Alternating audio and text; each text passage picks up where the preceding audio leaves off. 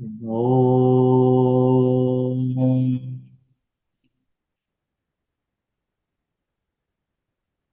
Om.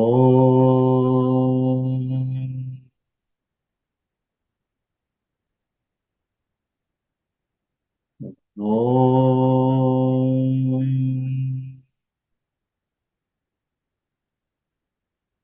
Shuklam Bharadaram Vishnum Shashivarnam Chaturbhujam Prasannavadanam Dhyayet Sarva Vighnopashantaye Saraswati Namastubhyam Varadhe Kamarupini Vidyarambham Karishyami Siddharbhavatu me sada Gurur Brahma Gurur Vishnu गुरुर्देवो महेश्वरः गुरुः साक्षात् परं ब्रह्म तस्मै श्री गुरवे नमः।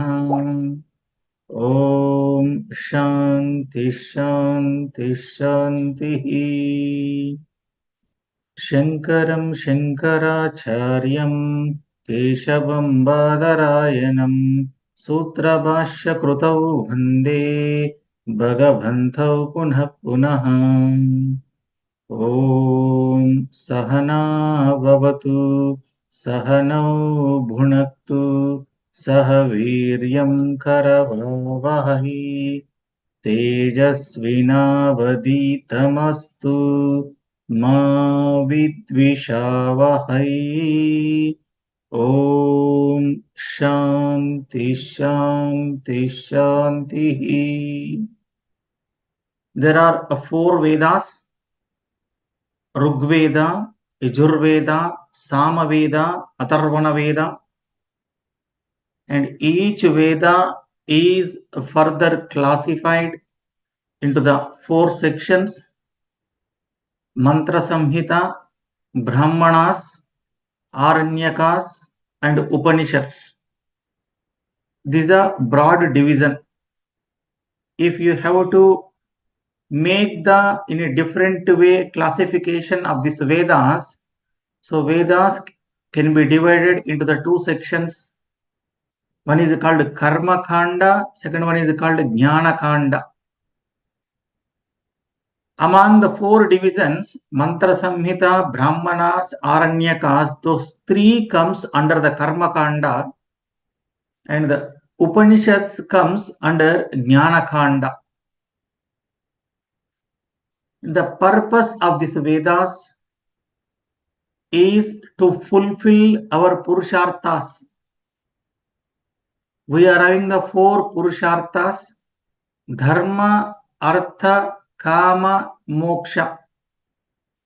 Karma Kanda helps us to fulfill Dharma, Artha, Kama, Purusharthas, whereas Jnana Kanda will support us to fulfill the Moksha Purushartha.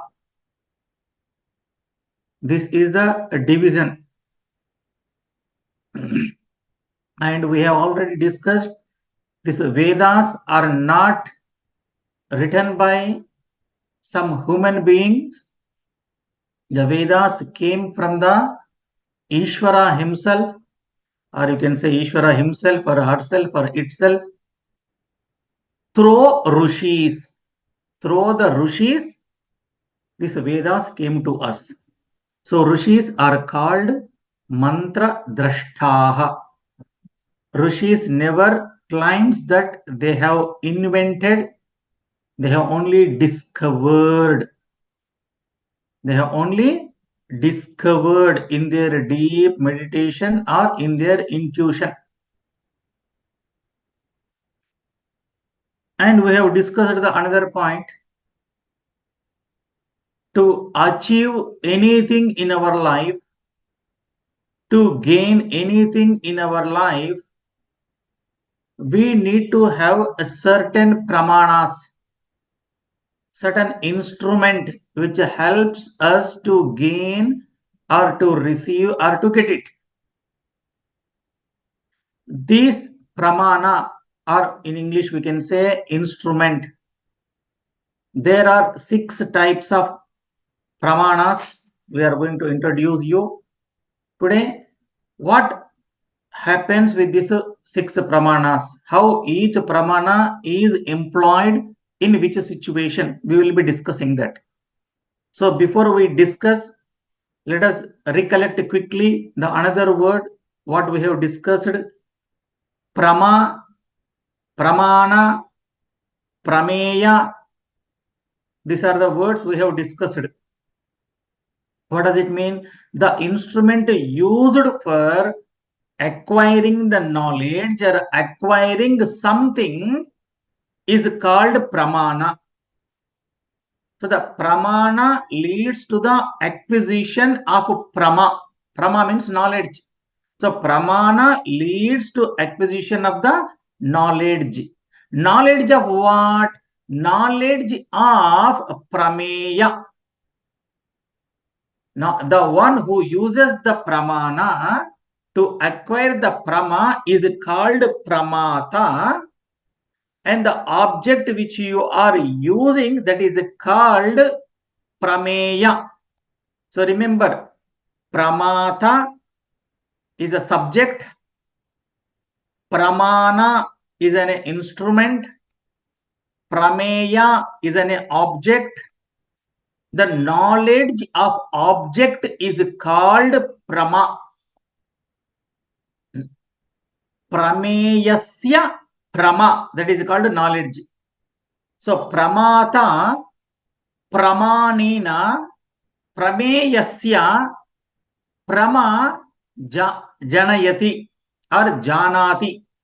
Pramata, the subject, pramanena, through the instrument, prameyasya, of the object, prama, knowledge, janati, or gains or gets or receives. So now comes the point of pramana. How many types of pramanas are there? We are very clear. I am the subject, pramata. What I want to get of something is called prameya. So now, which pramana I need to employ? If I want to see the colors, I have to use only my eyes. I cannot use my ears. I cannot use my nose to see the colors. If I want to smell something, I have to use only my nose, not my eyes.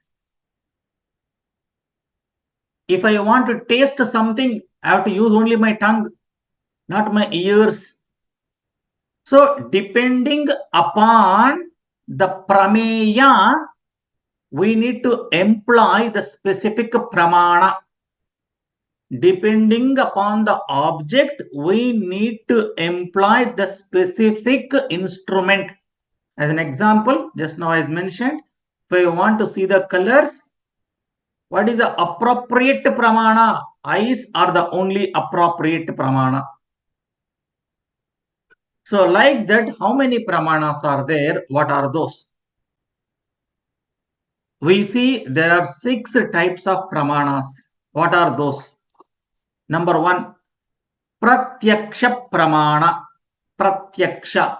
Pratyaksha means the direct perception. What do you mean by direct perception? Whatever the information you gather through your 5 senses is called pratyaksha pramana. Prati plus aksha is equal to pratyaksha. Aksha means eyes. Eyes has to be taken as upalakshana. So eyes, ears, nose, etc. all the jnanendriyas. So whatever the data you collect from the 5 senses is called pratyaksha pramana. What is the second one? Anumana pramana. Anumana pramana means the inference. What do you mean by inference? Looking at something, you can guess something else. A traditional example which is given, when you look at the smoke, you can infer there is a fire. When you look at the smoke, you can infer there is a fire. This is called Anumana Pramāṇa. This is called inference. We are very clear with these two Pramāṇas because we have studied many other things. It is very clear. Now I am going to bring so many different shades in these Pramāṇas. Okay. So, and I would like to tell one more technical word here. Through the Anumana Pramāṇa, whatever the knowledge you are going to gain, there is a technical word is given called Vyapti Jnanam. Technical word, if you understand well and good, if you don't remember also well and good, don't worry. I am seeing the smoke. With the help of the smoke, I came to know there is a fire. So looking at the smoke, what knowledge we got? We got the fire knowledge. There is a fire. So with the help of the inference, when you are getting the knowledge of something else, that is called Vyapti Jnanam, is a technical word. Or anything, whenever you use something to guess something else, that knowledge is called Vyapti Jnanam in general. Okay. Now the third Pramāṇa. The third Pramāṇa is Arthapatti. The third Pramāṇa is called Arthapatti. Arthapatti means presumption. Presumption. You don't jump into the conclusions, okay? You need to listen very carefully because you have studied already some Pramāṇas and we have used different kinds of examples. Listen very carefully till the end of the session. Then if you are having the questions, you are welcome to ask, okay? In between, don't jump into the conclusion. Because the subject matter is like that. Because we never heard this 6 Pramāṇas. So far, we are studying only the 3 Pramāṇas in the Tattva Bodha and any other things. So hence, I am just giving an information to you. What is this presumption? What is the Arthapatti? Let me give the example of this Arthapatti. This is also very close to Anumana Pramāṇa only. In another way to tell, this is a different shade of Anumana Pramāṇa. This is a different shade of Anumana Pramāṇa. I will give an example so that we will see how it is a different shade. You see the streets are wet. You open your windows, you are in the class, you have closed all the doors, you are sitting in a silence room, like a soundproof rooms. Then after the class, you open the windows and doors. You have seen the street, all the streets are wet. So what you infer? That there was a rain. This is a presumption. How it is different from the smoke and fire example? Please listen very carefully. Here comes the different shade. In the fire and smoke example, whenever you are seeing the smoke, fire is there at the same time. Whenever you see the smoke, at that particular time, fire is there.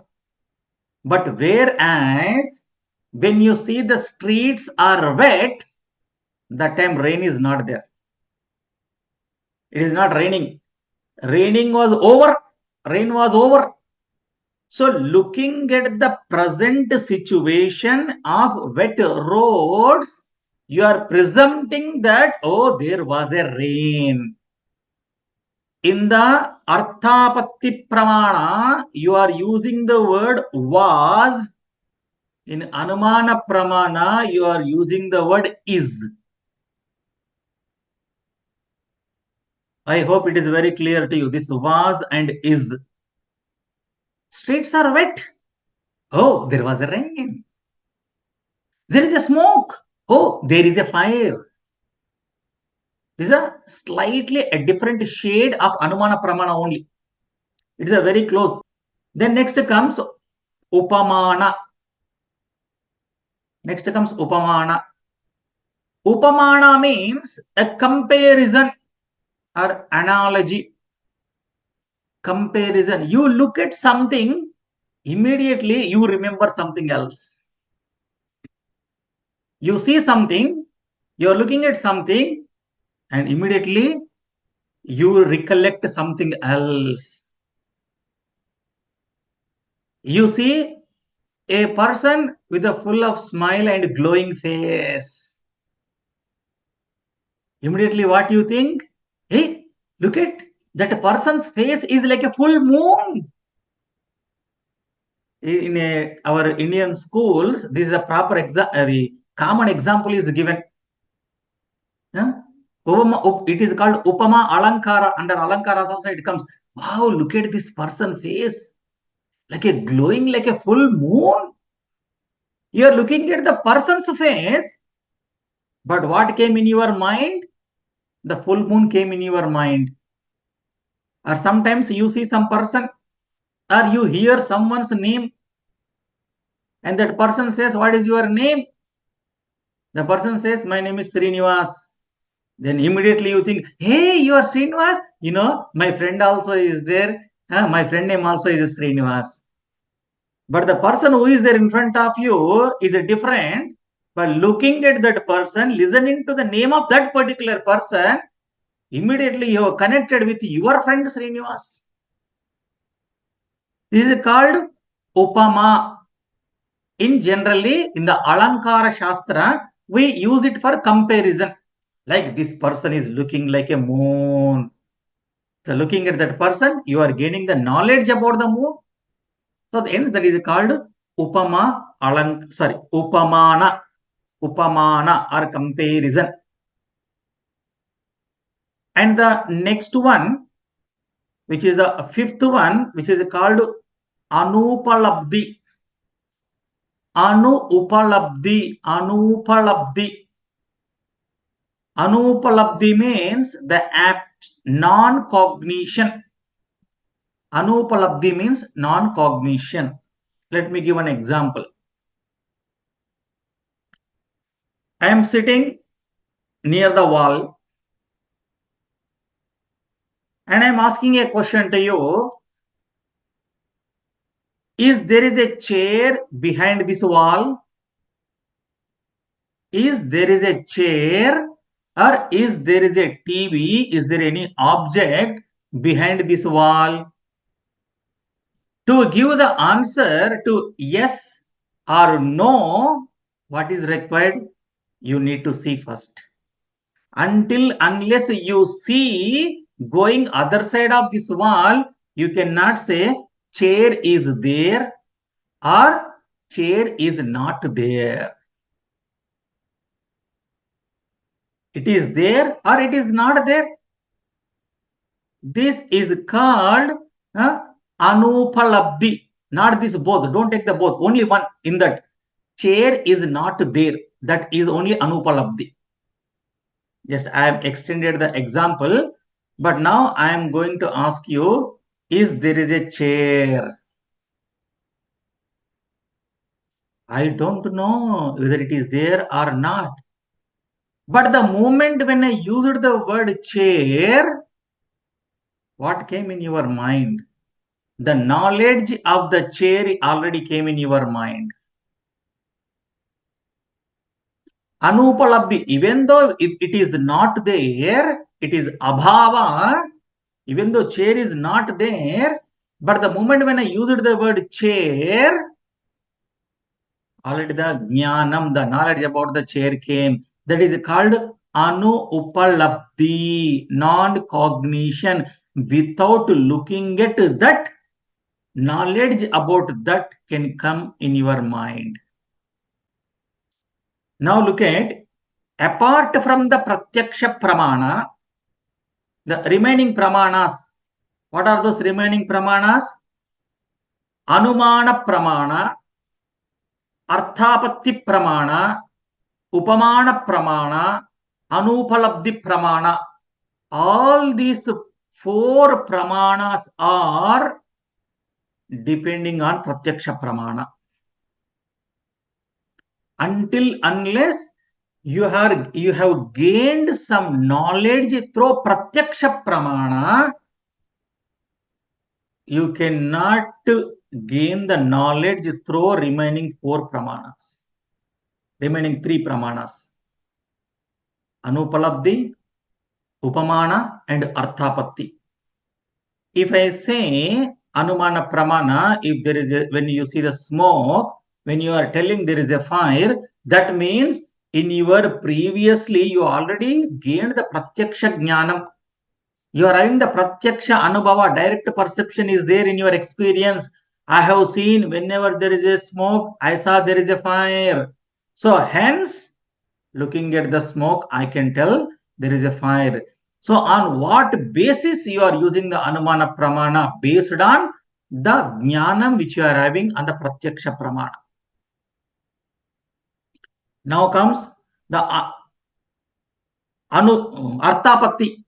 Arthapatti also, looking at the example, this rain example, you have seen many times whenever there is a rain, you have seen the streets are become wet. So Pratyaksha Jnanam is required. And Upama Alankara, Upama Pramana, not Alankara here, it is a Upama Pramana only, because you have seen the full moon, so beautiful. So hence, you are using this Upama Pramana. So coming to the point, Pratyaksha Pramana is base for Anumana Pramana, Arthapatti Pramana and Anupalabdhi Pramana. If the Pratyaksha Pramana is dismissed, remaining these 3 Pramanas, remaining these 4 Pramanas, when the Pratyaksha Pramana is dismissed, 4 Pramanas, Anumana, Arthapatti, Anupalabdhi, Upama, these 4 Pramanas are also going to be dismissed. So hence, the Pratyaksha is a base for remaining these 4 Pramanas. Now, what is the 6th Pramana? The 6th Pramana is called Shabda Pramana. Shabda Pramana, communication through the words or verbal. In a modern time, you can add one more word, written also. Because in those days, when the Shastra is given to us, it was only the Shabda Pramana. The Guru is listening from their Gurus and they are handed over to their students. The student become a Guru and handed over to it is a Shabda Pramana. But in modern time, you are having the written Pramana also. What the Guru written the books, published the books. In the future, you may use one more word, digital Pramana. Okay. But whatever it may be, that comes under Shabda Pramana. Because traditionally we are using the word Shabda Pramana. So Shabda Pramana includes writing also within the bracket. That was not even in the Vedas, Shastra. But we are using because we became a modern. Those times they don't have the written documents. Now we are having. So we can take as a Shabda Pramana, part of the Shabda Pramana. And this Shabda Pramana, which is also called Agama Pramana. Agama Pramana or Shastra Pramana. Many words are given depending on the situation, the circumstances. Based on the circumstances, different names are given. So now here we will restrict ourselves with the Shabda Pramana only, because we need to go little more deeper into this topic. Hence, let us restrict ourselves with the Shabda Pramana only. To gain any knowledge, one has to use a Pramana. That is a conclusion. Whatever may be the Pramana, but one must to use the Pramana. Without the Pramana, we don't get the Prama of the Prameya. I am using the more technical words. You have to follow me with the technical words, so that this will become one with us. It should be part of our DNA now. I repeat one more time. Of course, in between I use the English words also, don't worry. To gain anything, to receive the knowledge, to gain the knowledge, one must employ the Pramana. It can be any pramana. Out of these 6, it can be any pramana. So through the pramana, we will gain the knowledge of the object. So through the pramana, pramanina, tritiya vibhakti, prameyasya, of the object, shashti vibhakti, prama, prathama vibhakti, pramanena, prameyasya, prama, janati. Janati is a verb. It can be any pramana. So now let us come to the Shabda Pramana. Why we need to go to the Shabda Pramana a little bit more? Because the topic which we are going to deal is Atma. Atma means you are going to gain the knowledge about your own self. When the subject and object both are different, listen very carefully. When the subject and object both are different from each other, first 5 pramanas, whatever we have discussed, will work. When the subject and object both are one and the same, the first 5 pramanas are dismissed. When the subject and object, when the pramata and prameya is one and the same, the first 5 pramanas are not going to be useful to us, because I am the inquirer. I am inquiring about my own self. So hence, here Shabda Pramana alone helpful to us. So hence, we are trying to go little more discussion on this Shabda Pramana. And this Shabda Pramana, which we can also say there are 2 types. Shabda Pramana can be classified further into 2. One is called Laukika, second one is called Vaidika. Shabda Pramana further can be classified into 2. One is called Laukika Shabda Pramana. The other one is Vaidika Shabda Pramana. So in short, I can use Laukika Shabda, Vaidika Shabda, or Laukika or Vaidika. One is Laukika, other one is Vaidika. What is this Laukika means? Laukika means like a worldly things. Worldly things, the people, about the material, etc. Other than Atma, whatever you hear in the form of Shabda, that is called Laukika Shabda. Now I am going to talk about the computer science with you. This is also Shabda only. I am talking, you are listening. This is Shabda Pramana. But what is the subject matter? The subject matter is computer science. Or I may talk about something else other than Atma, whatever it may be. So that comes under the Laukika Pramana. Or in a simple way to say, through the human beings, whatever we receive, human beings includes all the beings, okay? Other than the Devatas. So through the beings, the human beings, within the bracket, all the beings, whatever the information we receive, that is called Laukika Shabda.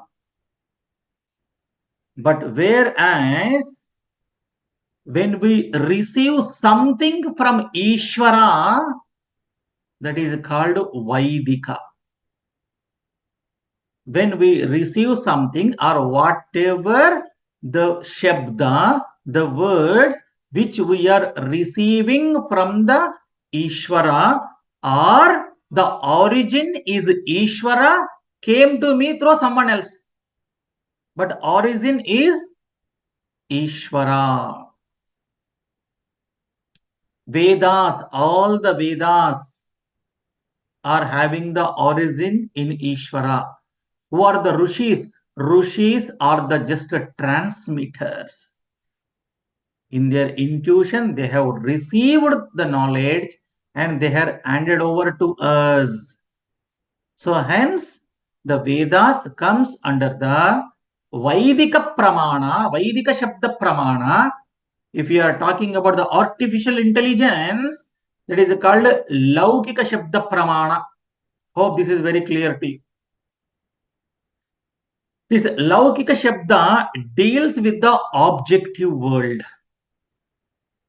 Laukika Shabda deals with the objective world and therefore which is not going to be useful for us to gain the knowledge about our own self. Because the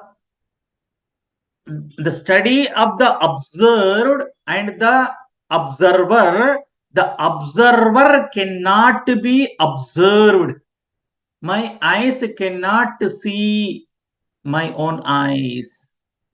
Don't say that I can see in the mirror. Okay, that is a mirror is okay, but still I can tell, even though if you say mirror, I say mirror, in you are looking at only your, it is a reflection. We use the word reflection.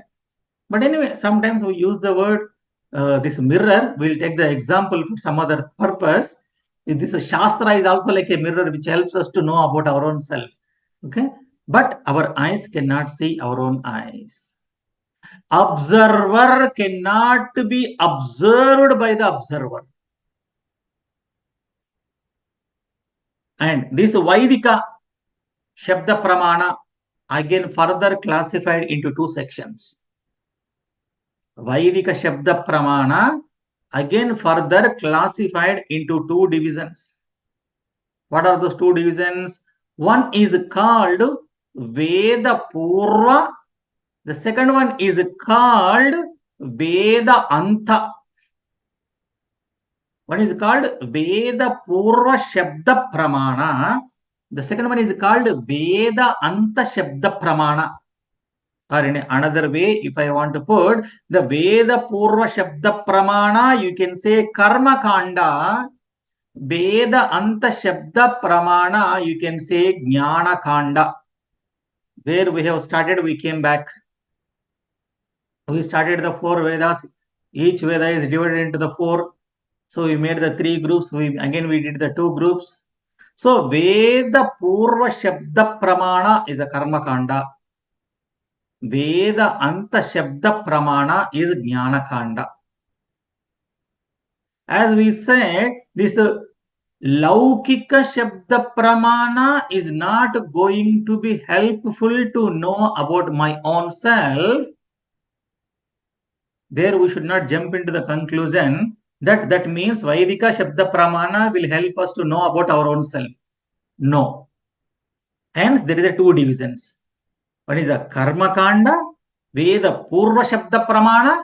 Second one is Veda Anta Shabda Pramāṇa. So, Veda Anta Shabda Pramāṇa, which is the instrument, which is the Pramāṇa, which deals with the subject matter. Whereas Veda Purva deals with the, again, Laukika Vishayas, the objects only. What are those? I want to go to the heaven. If you want to go to the heaven, Vedas says, please perform this particular yaga. If you want to rule the entire kingdom, there is a provision is given in the Veda.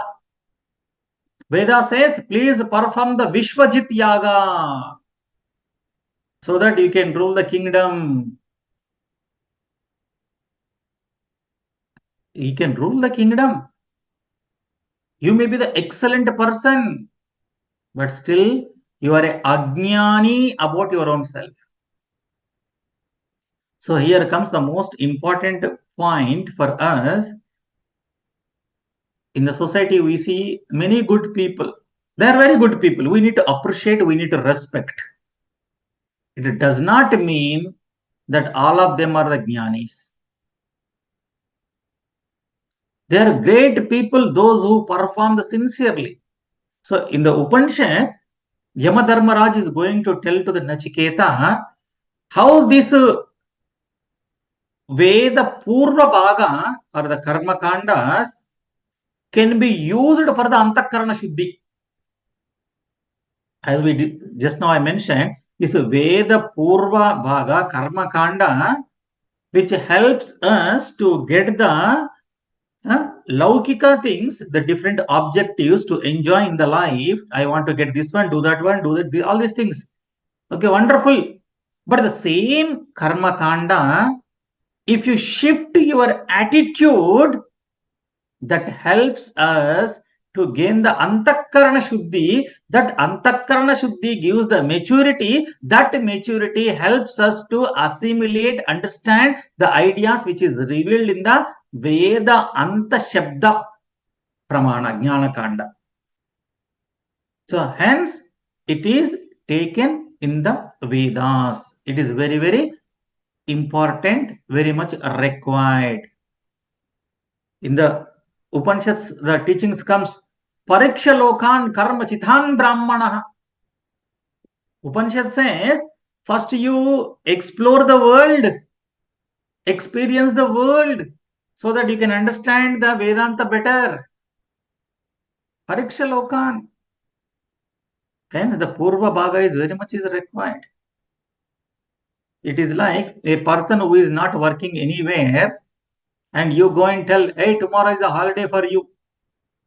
Tomorrow is off. What makes the difference for that person? Every day is off only, no working anywhere. But those who are working, if you tell tomorrow is a holiday, there is a difference. The same way, this Karma Kanda can be used to gain the maturity, to understand, to assimilate the Jnana Kanda. Okay, now we are deriving to the topic into the Veda Anta Shabda Pramāṇa, which is called Jnana Kanda. In another way, we can also use the Vedanta. So if you are interested in Vedanta, what Pramāṇa has to be used? So we have to use Shabda Pramāṇa. Within that Shabda Pramāṇa, it should be Vaidika Shabda Pramāṇa. Within that Vaidika Shabda Pramāṇa, it should be Veda Anta Shabda Pramāṇa. By chance, if you hear of the class, Shabda Pramāṇa is important to gain the knowledge, and you stop coming to the classes, I know Shabda Pramāṇa is important. Teacher told Vedas comes under the Shabda Pramāṇa, so let me buy the Vedas and study. So what you start from the Mantra Samhita, Pramāṇas, Aranyakas. By the time you reach to the Upanishads, life is over.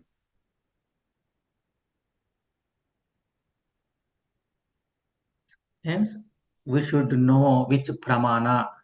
The Pramāṇa is very, very important. Okay. So now comes we are ready, almost we are ready to fashion our seat belts to enter into the Upanishads. Let us see, enter into these Upanishads, okay?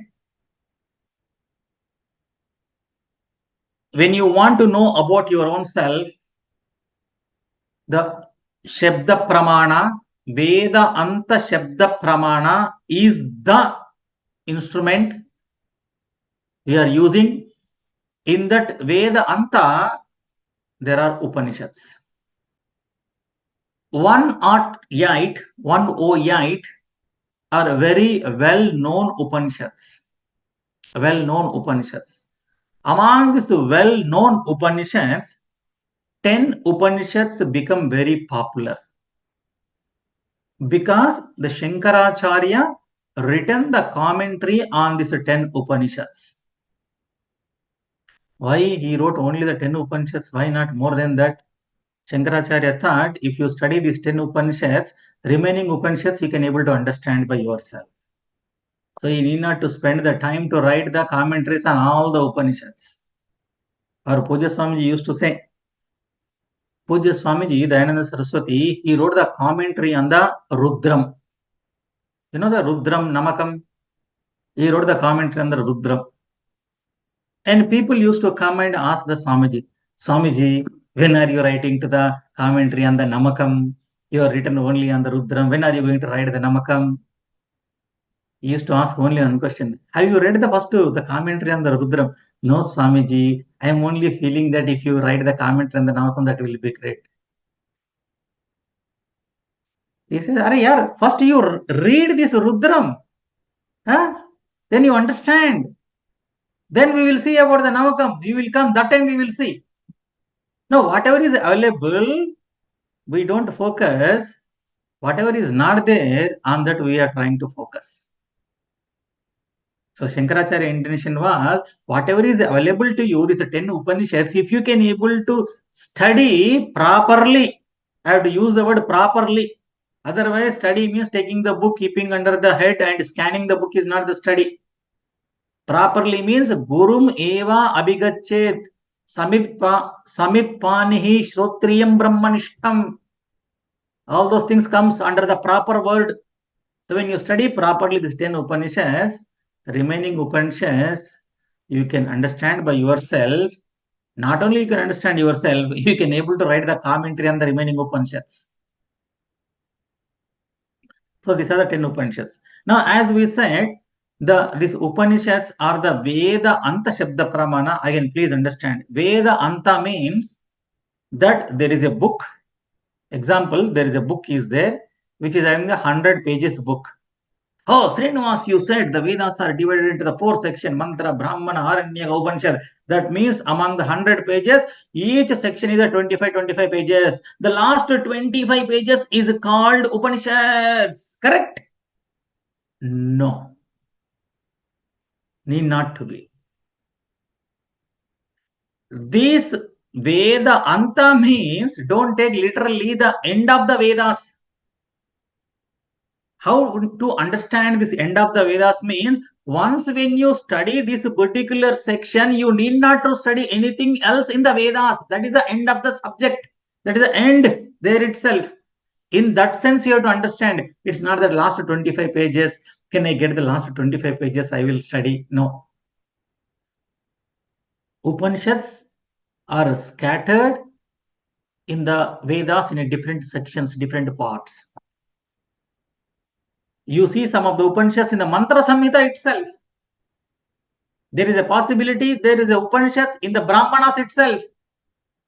There is a Upanishad in Aranyaka itself.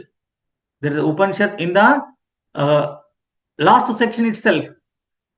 So what is a Vedanta? That also we need to understand here properly. Even though we say Upanishad studies the Vedanta, but don't take Vedanta means end of the Vedas. How to understand the end of the Vedas means once when I study these Upanishads, that makes me need not to study anything else. That means that is the end for me. In that sense, we have to understand end of the Veda means.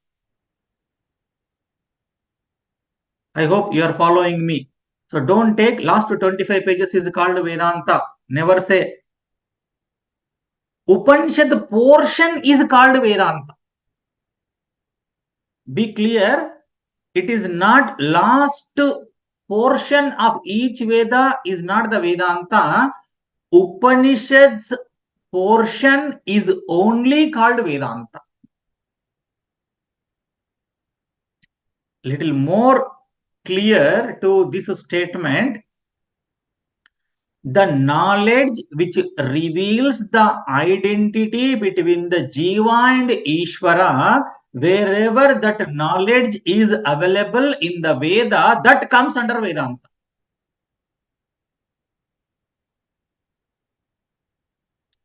wherever we get the knowledge about Jiva Ishvara Aikyam,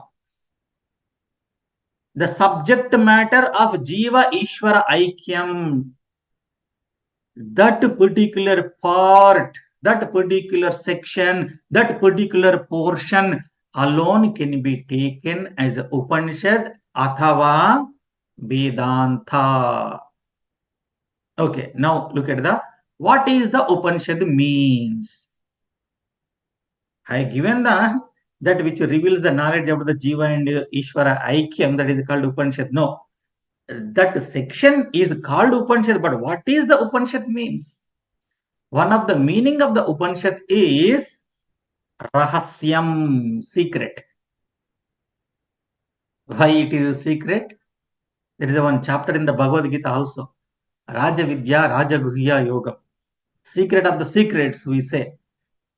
And someone asked the question, when everything is explained in the Bhagavad Gita, how can it will be called secret of the secrets?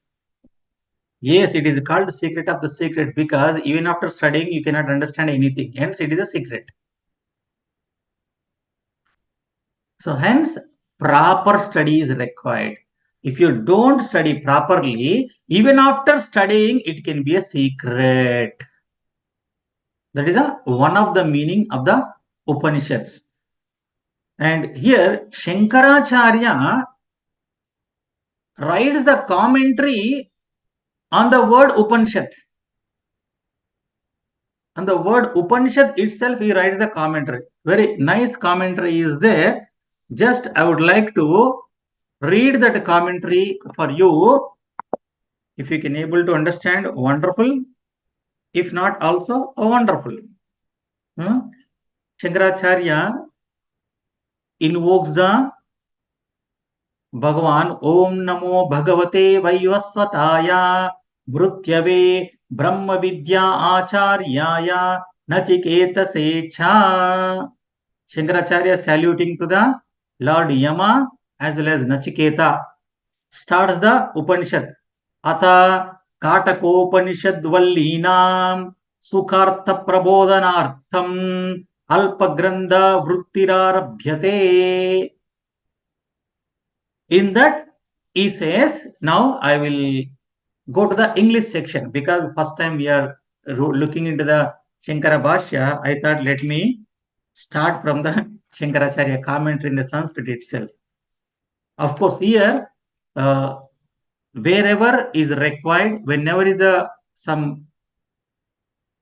topic is there for us, we'll take the Shankara commentary. But wherever the debates and the discussions are there in the Shankaracharya's commentary, we will not touch. Once when we complete the Upanishad, Kathopanishad, if Ishvara wills, we will see the same Kathopanishad one more time with the Shankaracharya's commentary. But the first stage, let us see just simply, okay?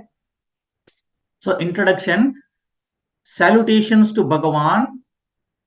Who is that Bhagavan? The Bhagavan is Lord Yama. Lord Yama is a teacher in this Upanishad. He is called Dharmaraja. Lord Yama is the Lord of Dharma.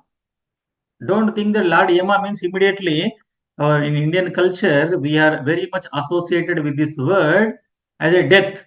Oh my God, Yama, no, it is a death. I don't want. He is a Dharma Devata. Lord Yama is a Devata for the Kala. Kala means the time also. Is a Dharma. So Shankaracharya says, salutations to the Bhagavan Yama. Who is this Lord Yama? Lord Yama is the son of the Surya Devata. And the importer of the knowledge of the Brahman, who is teaching the Brahma Vidya. And salutations to the Nachiketa. The Nachiketa, the young boy in the Upanishad. So the dialogue between the Nachiketa as well as Lord Yama is the Upanishad. We have not started the Upanishad. We are introducing the Upanishad. Okay, we have to start with the Shanti Pata. Okay, now a brief exposition of these vallis of the Kathopanishad is begin for the sake of making their import easily comprehensible, so that we can able to understand very easily. Shankaracharya says, I am writing these Upanishads. The word Upanishad, we are interested only this word, how Shankaracharya written the commentary on the word Upanishad. For that we came to Shankara Bhashya. Okay. The word Upanishad is derived by adding the upa. Upa is a preposition, and ni is also another preposition.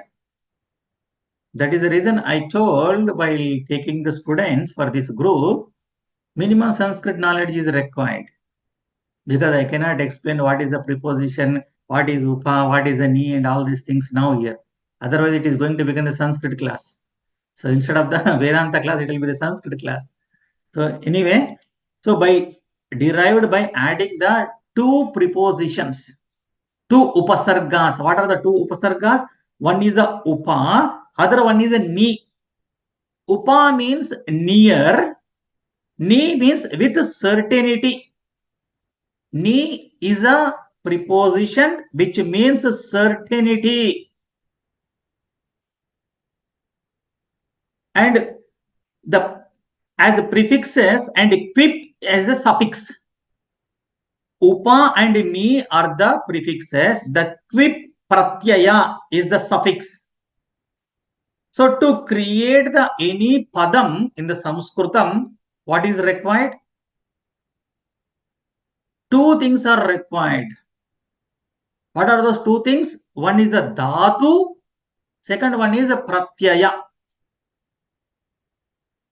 The dhatu is sad, shadulru. The dhatu is shadulru dhatu. Shadulru. After taking out the it indicating letters, it is called shad. Shad is the dhatu. After negating the indicators, shad is a dhatu. What is the meaning of the shadulru means? Shadulru means the dhatu meaning is to split up. Shadulru, the dhatu means split up or destroy. Shadulru, to split up, to destroy. And the another meaning, go, to reach or attain or loosen.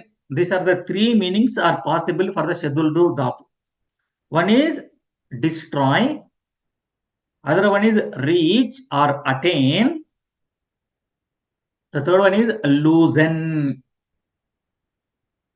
And these three words, with the help of two prefixes, upa and ni, and one suffix, that is a quip.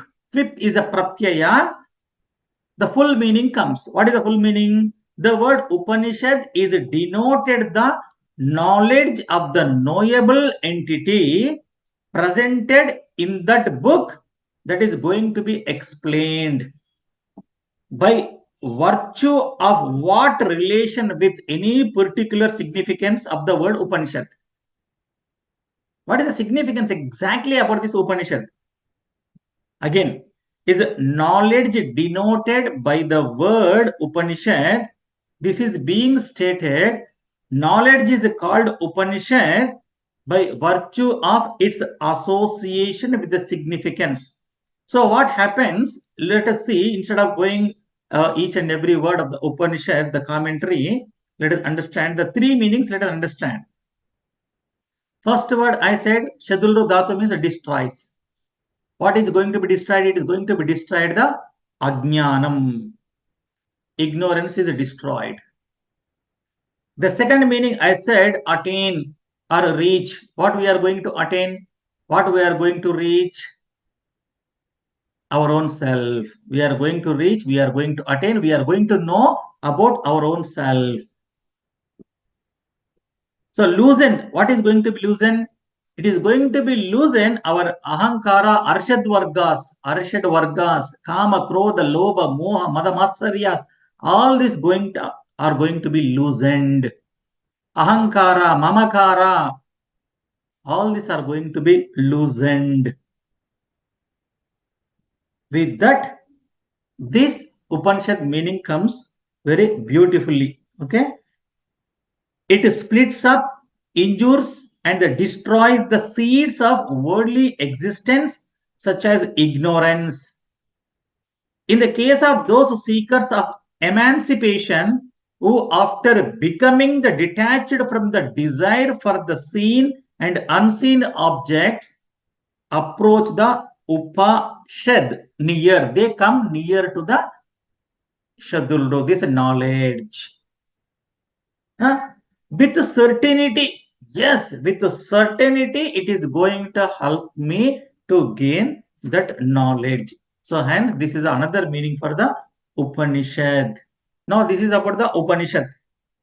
Om Sarve Bhavantu Sukhinah, Sarve Santu Niramayah, Sarve Bhadrani Pashyantu, Ma Kaschit Dukkha Bhavet. Om Shanti Shanti Shanti. Harihi Om Tat Sat Om Om. Thank you.